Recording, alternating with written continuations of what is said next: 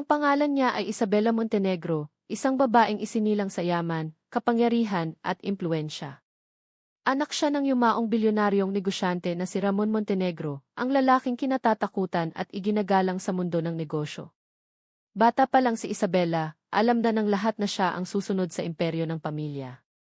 Matalino, tahimik at may matangkayang tumingin diretso sa kaluluwa ng kausap. Ngunit matapos mamatay ang ama niya sa isang biglaang aksidente, nagbago ang lahat.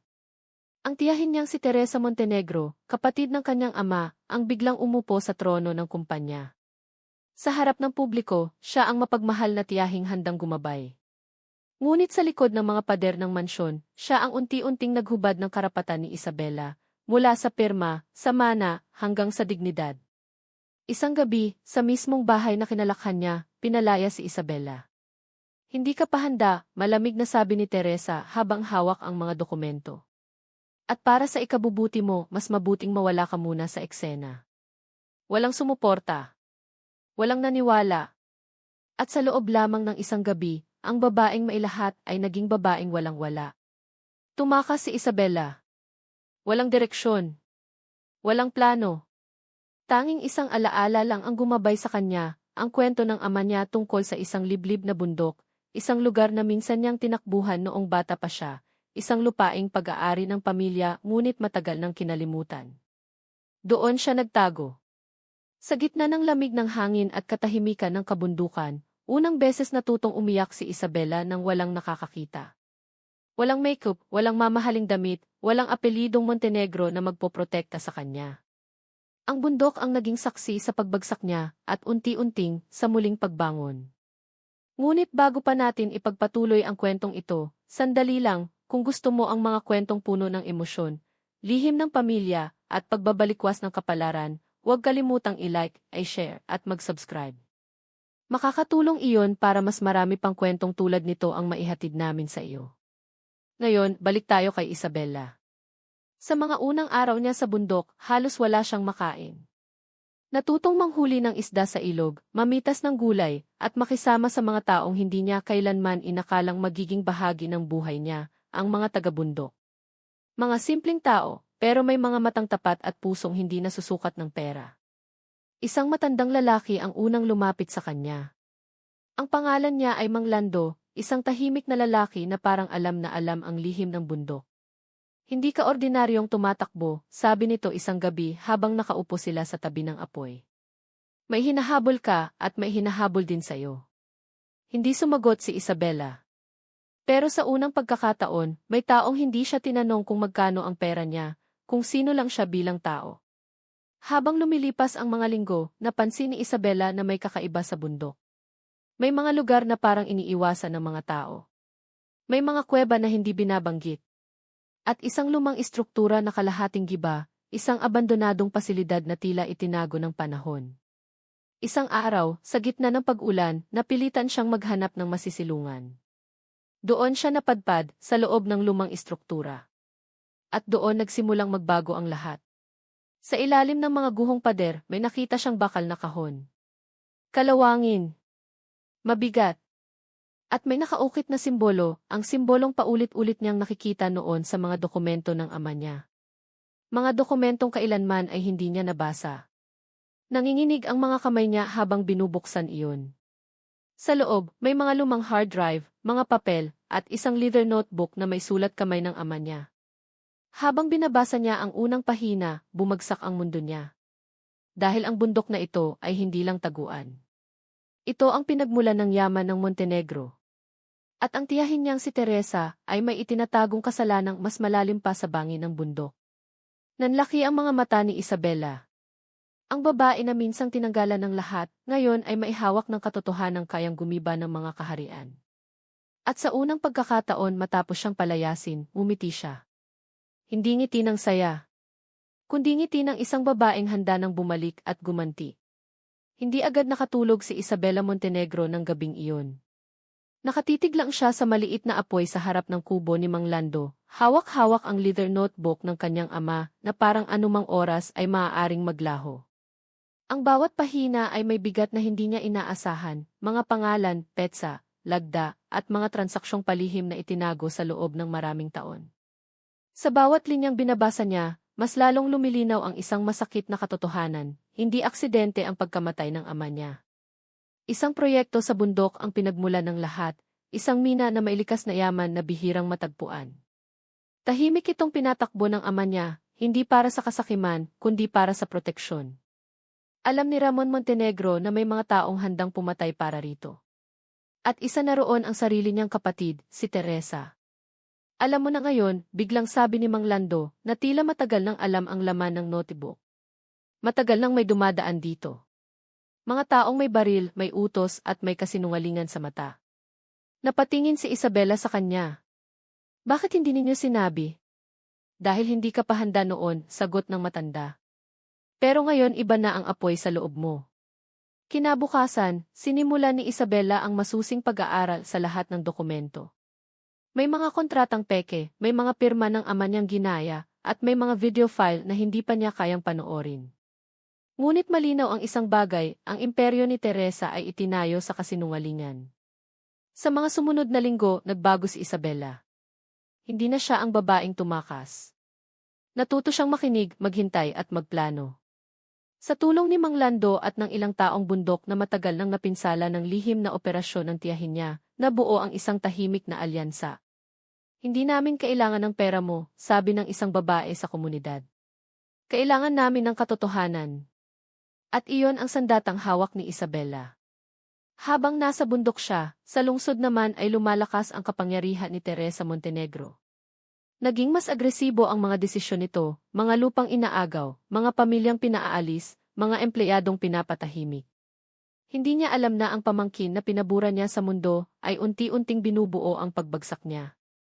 Isang gabi, habang nakatingin si Isabela sa liwanag ng buwan sa kabundukan, tinawagan niya ang isang numerong matagal na niyang kinabisado, isang dating abogado ng ama niya na biglang nawala matapos ang libing. Alam kong buhay ka pa, mahinahon niyang sabi. At alam kong may konsensya ka pa. Matagal ang katahimikan sa kabilang linya. Pagkatapos, isang buntong hininga. Kung babalik ka, sagot ng lalaki, hindi ka na pwedeng umatras. Ngumiti si Isabela, hindi na tulad ng dati. Mas matatag. Mas buo. Hindi ako babalik para kunin ang minana ko, sabi niya.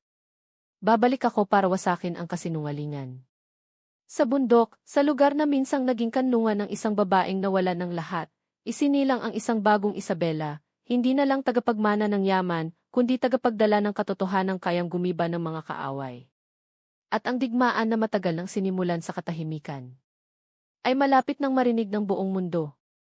Hindi nagtagal, dumating ang araw na matagal nang hinahanda ni Isabela Montenegro, ang araw na iiwan niya ang bundok, hindi bilang takas, kundi bilang isang babaeng may dalang liwanag at apoy.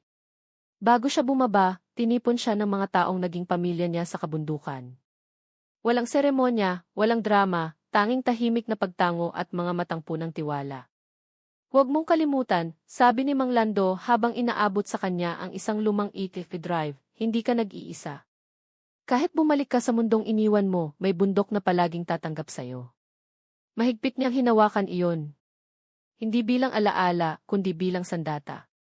Pagdating niya sa syudad, iba na ang mundong sinalubong kay Isabela. Mas maingay, mas marahas, mas gutom sa balita. Kumalat na ang tsismis na may buhay pa raw ang tagapagmana ng Montenegro Group.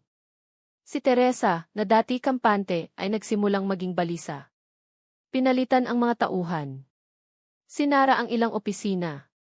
May mga dokumentong biglang inawala. Pero huli na. Sa isang tahimik na gabi, sa tulong ng dating abogado ng ama niya at ilang matitinong mamamahayag, inilabas ni Isabela ang unang bahagi ng katotohanan. Hindi lahat, sapat lang para yumanig ang pundasyon ng imperyo ng tiyahin niya. Mga peking kontrata. Mga lupang ninakaw sa mga komunidad. Mga pirma ng ama niyang ginaya. Kinabukasan, nagising ang buong bansa sa isang balitang hindi inaasahan.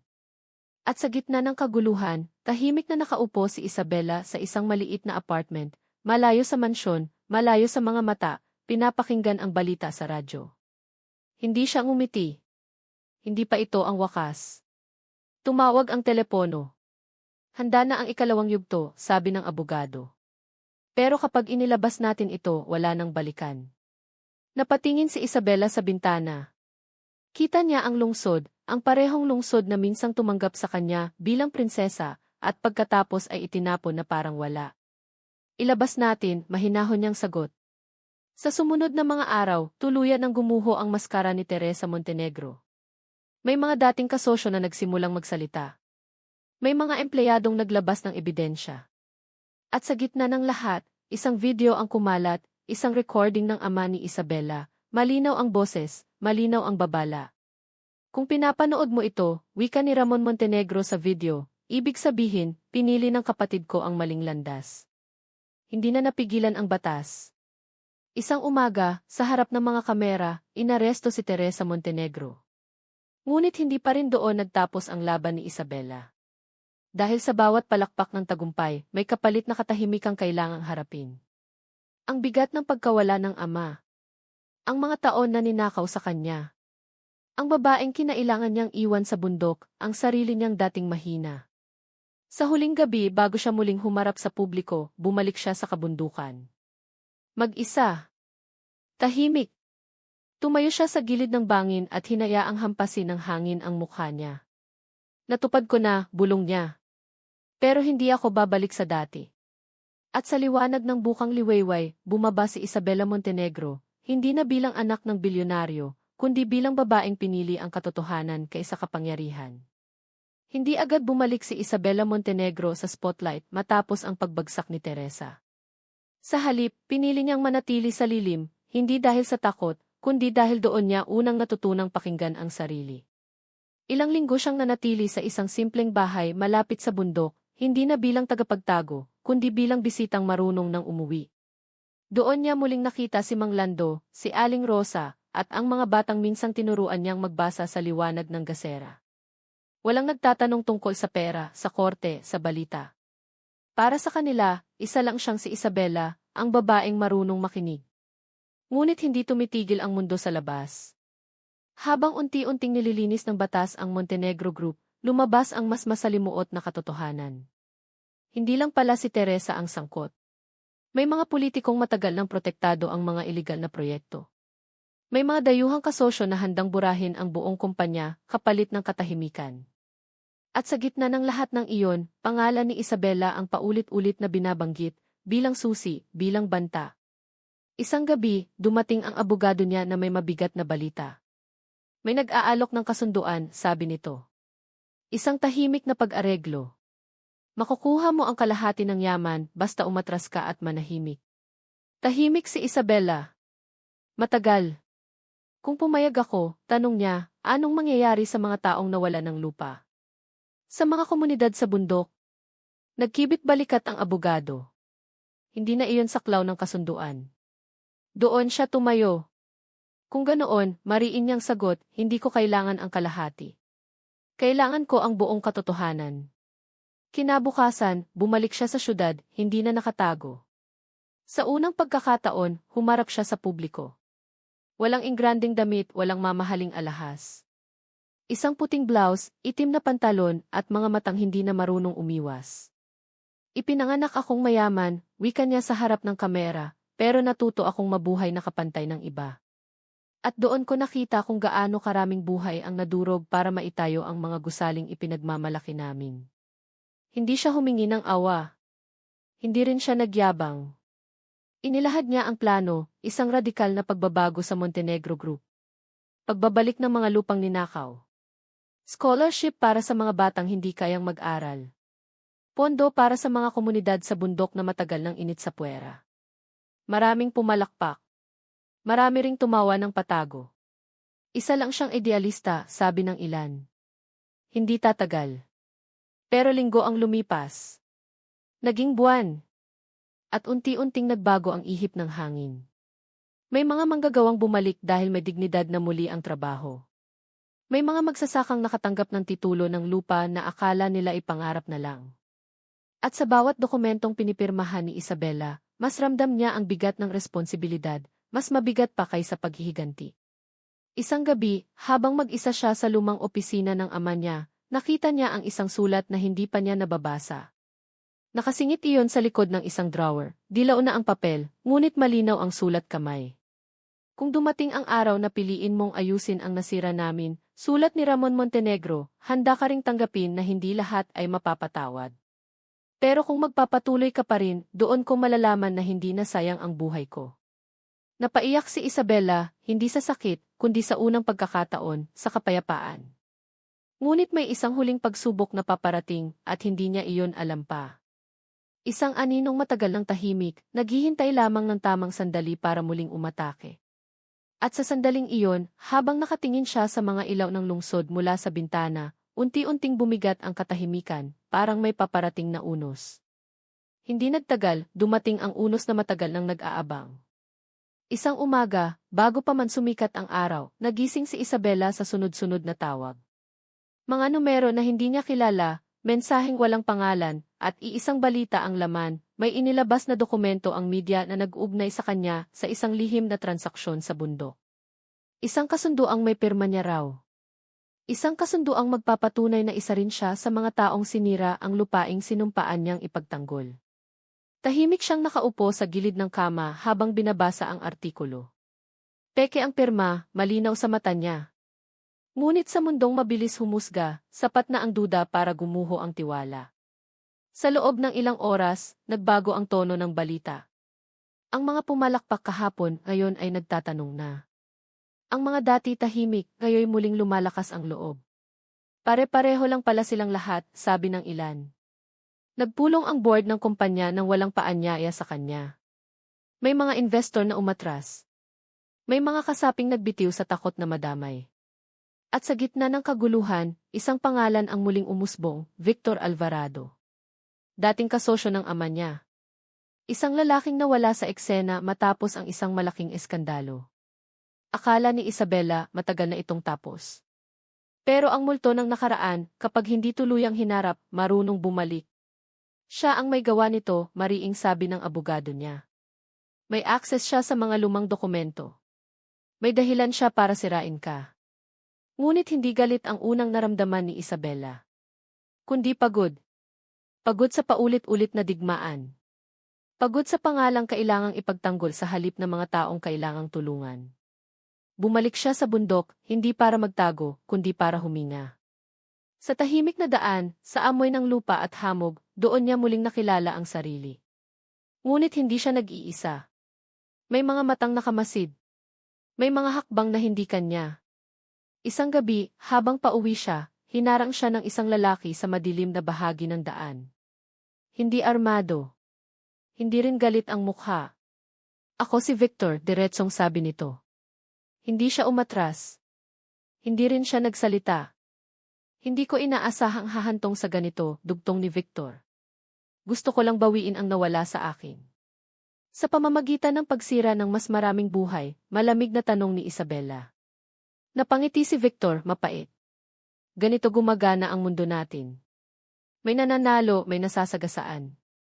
Tahimik na tumayo si Isabela, hinarak siya ng buong tapang. Hindi na. Hindi na sa mundong pipiliin ko. Inilahad ni Victor ang alok, isang kasunduan. Ihihinto niya ang paninira, kapalit ng pag-atras ni Isabela sa ilang proyekto sa bundok. Tahimik na kapayapaan, kapalit ng kalahating katotohanan. Matagal ang katahimikan sa pagitan nila. Kung tatanggapin ko, wika ni Isabela, ligtas ang pangalan ko. Pero mananatiling sugatan ang lupa. Tumalikod siya kay Victor. At kung tatanggihan ko, dugtong niya, maaaring mawala sa akin ang lahat. Pero may pag-asang gumaling ang nasira. Hindi na siya lumingon. Kinabukasan, humarap siya muli sa publiko, dala ang lahat ng ebidensyang nakuha niya mula sa bundok, mga lihim na tala, mga saksi, at ang mismong kasunduan ni Victor. Hindi siya nagkulang. Hindi siya umatras. Sumabog ang balita. Nadurog ang mga alyansa. May mga nadakip. May mga tumakas. At sa gitna ng lahat, pangalan ni Isabela ang nanatiling nakatayo, hindi dahil malinis siya, kundi dahil handa siyang humarap sa dumi. Ngunit hindi pa rito nagtatapos ang laban. Dahil sa bawat katotohanang inilalantad, may kapalit na sugat. At sa puso ni Isabela, may tanong na patuloy na bumabagabag, hanggang saan ang kaya niyang isakripisyo para sa hustisya. Hindi natapos sa pagkakadakip kay Victor ang gulo. Sa katunayan, doon pa lamang talaga nagsimula ang mas mabigat na laban ni Isabela. Pagkaraan ng ilang linggo, habang unti-unting bumabalik ang tiwala ng publiko, isang sulat ang dumating sa kanya, walang pangalan, walang return address. Isang pahina lang, ngunit sapat para muling kumabog ang dibdib niya. Alam namin ang tunay na dahilan kung bakit ka nagtago sa bundok. Hindi lang ito tungkol sa lupa. Tungkol ito sa kasalanang ayaw mong harapin. Napaupo si Isabela sa sofa, nanginginig ang kamay. Wala nang duda, may nakakaalam ng lihim na kahit siya mismo ay pilit nililibing sa ilalim ng mga taon ng katahimikan. Noong gabing iyon, binalikan siya ng alaala. 16 na taong gulang siya noon. Bago pa man siya naging babaeng bilyonaryo, bago ang mga board meeting at camera flashes. Isang gabi sa bundok, may proyektong minadali ng kumpanya ng ama niya. Isang minahang pinilit buksan kahit babala ng mga lokal. At isang pagguho, isang trahedyang pumatay sa 3 manggagawa. Isa roon ang ama ng batang lalaking minsang tinulungan siya sa bundok. Hindi kailanman lumabas sa balita ang buong katotohanan. Nilinis ang papeles. Tinahimik ang pamilya ng mga namatay. At si Isabela, saksi sa lahat, ay nanahimik din sa takot, sa hiya, at sa pagmamahal sa amang pilit niyang ipinagtanggol noon. Iyon ang kasalanang bumabalik ngayon. Kinabukasan, muling bumalik si Isabela sa bundok, hindi bilang tagapagtanggol, kundi bilang isang taong may utang. Hinanap niya ang pamilya ng mga nasawi, ang mga naiwan, ang mga tahimik na nabuhay sa gilid ng lipunan habang siya ay umangat. Una niyang kinausap ang balo ng isa sa mga manggagawa.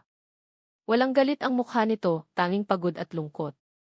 Matagal ka na naming hinihintay, mahinang sabi ng babae. Hindi para manumbat, kundi para umamin ka. Lumuhod si Isabela sa harap niya. Walang kamera. Walang media. Walang abogado. Ako ang nakakita, nanginginig ang boses niya. At pinili kong manahimik.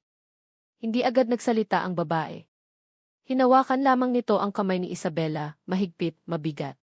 Hindi na maibabalik ang nawala, wika nito. Pero may mga buhay pang kailangang ituwid. Isa-isang humarap si Isabela sa mga pamilyang apektado. Hindi niya binili ang katahimikan nila. Hindi niya pinangakuan ng luho. Inialay niya ang buong katotohanan, ang buong pananagutan, pati ang panganib na muling gumuho ang pangalan niya. At tulad ng inaasahan, nang lumabas ang lahat, muling yumanig ang mundo niya. May mga kasong isinampa. May mga kaalyadong umatras. May mga investor na tuluyang umalis. Tinawag siyang traidor ng sariling uri. Tinawag siyang tanga ng mga dating kakampi. Ngunit sa unang pagkakataon sa buhay niya, hindi na siya nag-iisa. Ang mga tao sa bundok, ang mga dati takot magsalita, ay tumayo sa tabi niya. Ang batang lalaki na minsang tinulungan niya, ngayon ibinata na, ang unang humarap sa media upang ipagtanggol siya. Hindi niya kami iniwan, sabi nito. Kaya hindi rin namin siya iiwan. Sa huli, natalo si Isabela sa ilang laban, nawala ang ilang negosyo, lumiit ang imperyo. Ngunit may isang bagay na hindi na muling nawala, ang tiwala ng mga taong matagal nang walang boses. Pinili niyang manatili sa bundok. Hindi bilang reyna, kundi bilang tagapaglingkod. Tinayo niya ang mga paaralan, klinika, at kooperatiba, hindi bilang proyekto, kundi bilang pakikipagkapwa. At tuwing tinatanong siya kung pinagsisisihan niya ang lahat, iisa lang ang sagot niya. Mas masakit ang mabuhay sa kasinungalingan kaysa mawalan ng lahat. Lumipas ang mga buwan at tila humupa na ang ingay sa paligid ni Isabela. Ngunit ang katahimikang iyon ay hindi kapayapaan, ito'y paghahanda. Isang umaga, habang abala siya sa maliit na klinikang itinayo nila sa bundok, dumating ang isang lalaki sakay ng itim na sasakyan. Hindi ito karaniwan doon. Agad siyang nakilala ni Isabela, si Attorney Ramon Delgado, dating legal counsel ng kanilang pamilya, at isa sa mga taong matagal niyang iniiwasan. Hindi ako naparito para kausigin, bungad ng abogado, mabigat ang tinig. Naparito ako para balaan ka. Sa loob ng maliit na opisina, ipinaliwanag ni Ramon ang isang balitang mas mabigat pa kaysa sa mga nauna. Ang tiyahin ni Isabela, si Donna Celestina, na matagal nang nagtatago sa likod ng impluwensya at koneksyon, ay lihim palang bumubuo ng kaso. Hindi para linisin ang pangalan ng pamilya, kundi para tuluyang ipataw kay Isabela ang buong sisi, mula sa lumang minahan hanggang sa mga kasalukuyang proyektong isinara. Gusto kanyang tuluyang mawala, diretsong sabi ni Ramon. Hindi lang sa negosyo. Sa kasaysayan. Hindi na nagulat si Isabela. Matagal na niyang nararamdaman na hindi pa tapos ang laban. Ngunit sa pagkakataong ito, hindi galit ang naramdaman niya, kundi lungkot. Kung ganoon, mahinahon niyang tugon, panahon na para matapos ang lahat ng tama. Sa tulong ng mga dokumentong natuklasan niya noon sa bundok, mga kontratang itinago, lumang video recordings, at testimonya ng mga lokal na pinatahimik, unti-unting binuo ni Isabela ang buong larawan ng kasinungalingan ng kanyang tiyahin. Hindi siya nagmadali. Ayaw niyang sirain si Donna Celestina dahil sa paghihiganti. Gusto niyang ilantad ang katotohanan dahil iyon ang nararapat. Dumating ang araw ng pagdinig. Hindi marangyang korte ang hinarap niya, kundi isang bukas na investigasyon na sinubaybayan ng buong bansa. Sa harap ng mga opisyal, mamamahayag, at mga taong matagal nang nadamay, tumayo si Isabela, walang designer suite, walang bodyguard, tanging katotohanan ang dala. Isa-isang lumabas ang ebidensya. Ang pirma ni Donna Celestina sa mga iligal na permit. Ang mga lihim na account. Ang mga utos na ipinatupad kahit alam ang panganib. At sa huli, ang patunay na matagal nang alam ng tiyahin niya ang lahat, ngunit pinili nitong ialay ang iba para mailigtas ang sarili. Nang magsalita si Donna Celestina, wala na ang yabang. Tanging galit at takot ang natira. Ginawa ko iyon para sa pamilya, sigaw nito. Tahimik na sumagot si Isabela. Hindi po pamilya ang tawag sa pagyurak sa buhay ng iba. Sa sandaling iyon, parang bumigat ang hangin sa loob ng silid. Hindi palakpakan ang sumunod. Hindi sigawan. Katahimikan, ang uri ng katahimikang nangangahulugang tapos na ang isang kasinungalingan. Pagkaraan ng desisyon, tuluyang nawala sa kamay ni Donna Celestina ang kapangyarihan. Hindi siya ikinulong agad, ngunit nawalan siya ng tinig, ng impluwensya, at ng kakayahang manakit pa. Si Isabela, sa kabilang banda, ay hindi bumalik sa lungsod bilang nagwagi. Bumalik siya sa bundok, sa mga taong unang tumanggap sa kanya nang wala siyang dala. Isang gabi, habang tanaw niya ang mga ilaw ng munting komunidad na sabay-sabay na sumisindi, napagtanto niya ang isang bagay, hindi niya sinira ang kanyang mga kaaway dahil sa galit. Nawasak sila dahil sa katotohanang matagal nilang tinakasan. At sa tahimik na bundok na minsang pinagtaguan niya, doon niya unang naramdaman na tunay na malaya ang isang tao, kapag handa na siyang harapin ang lahat ng kanyang pagkakamali. Tumagal ang gabi sa bundok, ngunit sa kauna-unahang pagkakataon, hindi ito mabigat para kay Isabela. Matapos ang pagbagsak ni Donna Celestina, inakala ng marami na babalik siya sa lungsod, babawiin ang natitirang yaman, at muling itatayo ang imperyong minsang naging kanya. Maraming pinto ang muling nagbukas, mga negosyanteng humingi ng tawad, mga politiko na muling nakiusap, at mga mamamahayag na gustong i-frame siya bilang i-bilyonaryang muling bumangon. Ngunit hindi iyon ang pinili ni Isabela. Isang umaga, tinipon niya ang mga tao sa bundok, mga magsasaka, guro, kabataan, at matatandang minsang napinsala ng mga desisyong hindi nila ginawa. Walang entablado, walang mikropono. Tumayo lang siya sa gitna nila, nakasuot ng simpleng damit, ang mukha ay walang bahid ng takot o pagmamataas. Hindi ako bumalik dito para mamuno, mahinahon niyang sinabi. Bumalik ako para manatili. Nagkatinginan ang mga tao. May luha, may pag-aalinlangan, may pag-asa. Inilahad ni Isabela ang plano, hindi isang korporasyon, kundi isang kooperatiba. Ang lupa ay hindi na pagmamay-ari ng iisang pangalan. Ang kita ay hindi nadadaloy pataas lang, kundi ikot sa komunidad. Ang edukasyon ay libre, ang klinika ay palalawakin, at ang mga desisyon ay gagawin ng magkakasama. Kung may ituturo man sa atin ang mga nangyari, dagdag niya, iyon ay ang katotohanang walang yumayaman ng mag-isa, at walang dapat maghirap dahil sa kasakiman ng ilan. Hindi siya pinalakpakan. Hindi iyon kailangan. Sa halip, isa-isang lumapit ang mga tao, may humawak sa kamay niya, may yumakap, may tahimik lang na tumango. Doon niya naramdaman ang uri ng pagtanggap na hindi kailanman kayang bilhin ng pera. Lumipas ang mga taon. Unti-unting nagbago ang bundok. Hindi dahil sa malalaking gusali, kundi dahil sa dignidad. Ang mga batang dati walang sapatos ay nag-aaral na. Ang mga magulang na dati takot magsalita ay bahagi na ng mga pagpupulong. Ang lupang minsang sugatan ay muling tinamnan, hindi para sa tubo lang, kundi para sa kinabukasan. Paminsan-minsan, may mga bumibisita, mga dating kakilala ni Isabela mula sa mundo ng yaman. Laging pareho ang tanong. Hindi mo ba nami-miss ang dating buhay? Ngumingiti lang siya. Minsan, sagot niya. Pero mas hindi ko nami-miss ang taong ako noon. Isang hapon, umakyat siya sa lugar kung saan niya unang itinago ang mga dokumentong nagpabago ng lahat. Tahimik doon, tanaw ang buong lambak. Naupo siya sa bato, hawak ang isang lumang litrato, larawan ng ama niya, bata pa, bago pa sila lamunin ng ambisyon. Kung nakikita mo lang sana, bulong niya, baka iba ang naging landas natin. Walang sagot ang hangin. Ngunit may kapayapaan sa dibdib niya. Balita ang huling dumating, si Donna Celestina ay tuluyang nawala sa mata ng publiko. Hindi na muling narinig ang pangalan niya, hindi dahil pinatahimik siya, kundi dahil wala nang gustong makinig. Ang mga kasinungalingan kapag nabunyag ay kusang namamatay. Isabela, sa kabilang banda, ay bihirang banggitin sa balita. Ngunit sa bundok, kilala siya hindi bilang bilyonaryo, hindi bilang biktima, kundi bilang kapwa. Isang gabi ng pista, habang nagsasayawan ang mga tao sa ilalim ng ilaw ng mga parol, nilapitan siya ng batang lalaking minsang unang tumulong sa kanya noon, ngayon ay guro na sa paaralang itinayo nila.